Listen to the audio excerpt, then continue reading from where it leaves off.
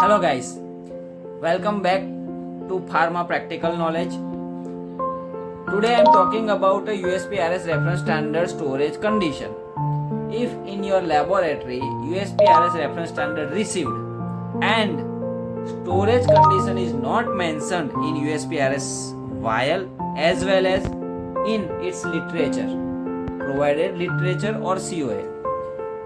यहाँ पे मैं ये बोलता हूँ कि USP-RS रेफरेंस स्टैंडर्ड की वायल आई आपकी लैब में, उसमें लेबल में स्टोरेज कंडीशन नहीं दी है, ना ही इसके लिटरेचर पे स्टोरेज कंडीशन दी है और ना ही इसके COA में स्टोरेज कंडीशन दी है, तो आप स्टोर कहाँ करोगे? स्टोरेज कंडीशन तो दी नहीं है।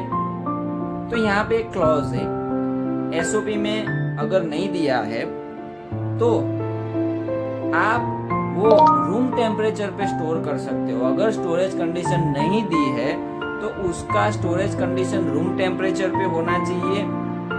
इसके साथ कंडीशन है वो प्रोटेक्ट फ्रॉम लाइट होना चाहिए, प्रोटेक्ट फ्रॉम फ्रीजिंग होना चाहिए और एक्सेसिव हीट नहीं होनी चाहिए। मीन्स अगर USP-RS रेफरेंस स्टैंडर्ड वायल में स्टोरेज कंडीशन नहीं दी है then you can store this vial at controlled room temperature.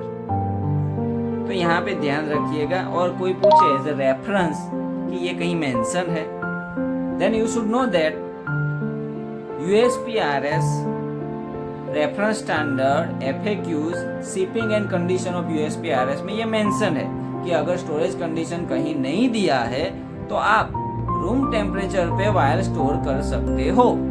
तो ये आपको पता होना चाहिए कि है, ये क्लोज है और SOP में भी होना चाहिए। अगर SOP में नहीं है तो SOP रिवाइज करके ये क्लोज डालना चाहिए, और अगर SOP में नहीं है तो इसके FAQs में ऑलरेडी मेंशन है। Thank you.